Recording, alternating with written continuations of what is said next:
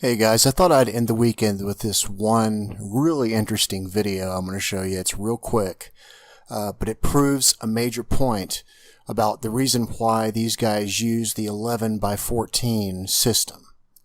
And it also shows you something kind of interesting that many of you may not know, but that these two different versions of pi that you see here, the 3.14181818, which we see a lot in these ancient places. And then also we have the 3.142857. So it turns out, if you remember, that I was telling you that depending on what type of a circle it was, I would divide by a different ratio. So it turns out that if we use pi, there's two different variations that we use, something kind of magical happens.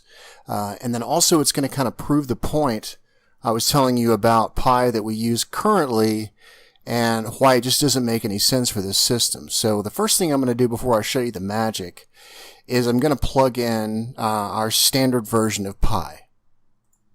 Now, I told you I'm a very visual person. I don't know why I haven't seen anybody put this type of thing together before.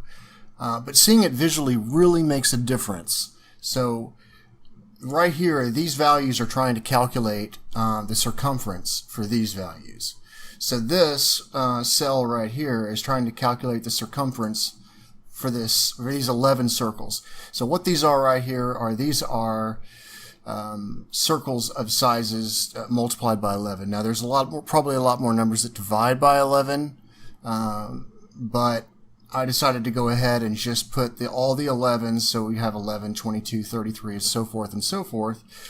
And so these are all the 14, so these are incremented by 14. So what you'll notice is that, of course, if you take any of the numbers that are on the 11 side, right, like say 55 divided by 70, you basically get pi over 4, right? So we multiply that times 4. You get pi, 3.142857, and so on, right? And so this is what comes out when you use the two different circles together.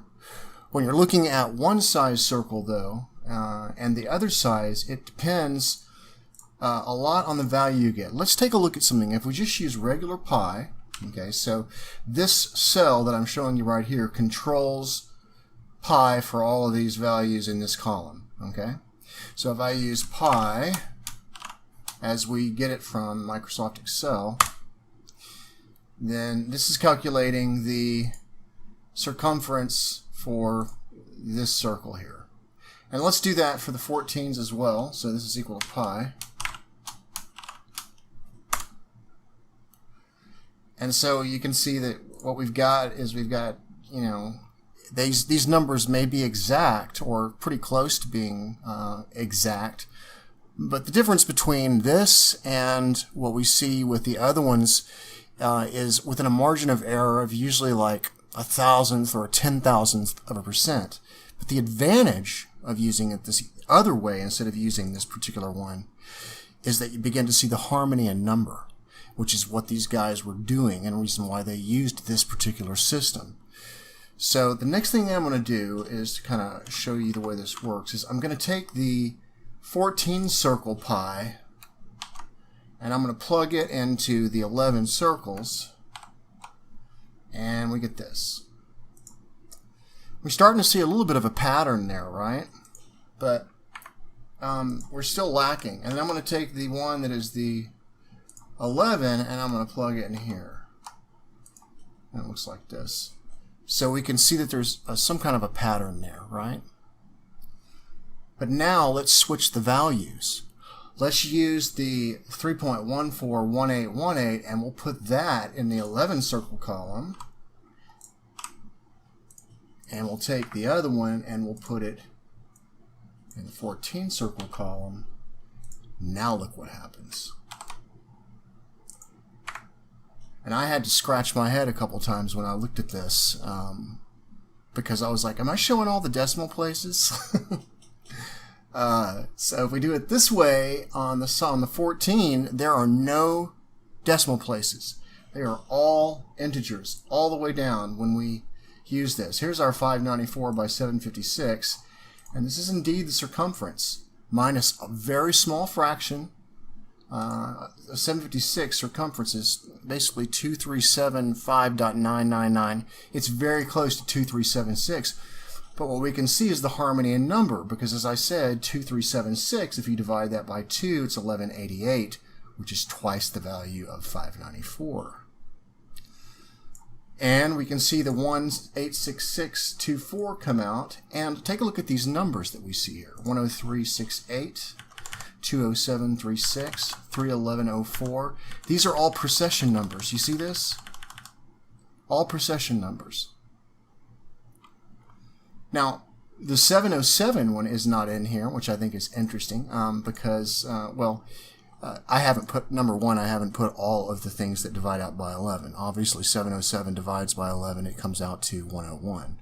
But just for the sake of showing you the way that this works, because all of these, you get pi over 4 if you divide this by this, right? They're just multiples of 11 and multiples of 14.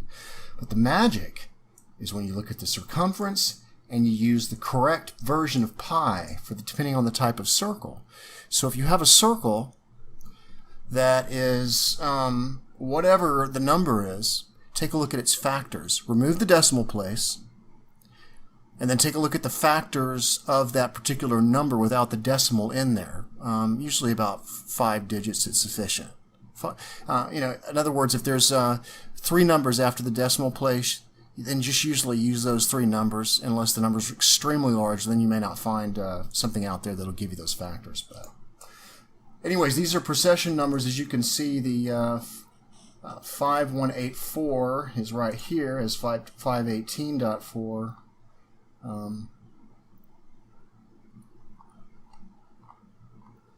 I mean, this is just amazing. So anyways, I thought I would share this with you because I think this is a big deal. It proves a couple of things. Number one, you cannot use pi the way that it is when you're dealing with this system. Okay. Number two, pi varies depending on what you're doing here, right? If you're using an 11 circle versus a 14 circle, and it shows us that these factors are important in determining the geometry of these things. So that's the reason why the factors are important in this whole 186624 thing, because all the factors within inside it are the ones that keep popping up, and these numbers have to do with the precession that I keep talking about. So anyways, this is definitely one to share with your friends. If I can stay away from this computer, I'm going to try to take a break for a while. But you guys have a great weekend, and I'll talk to you soon.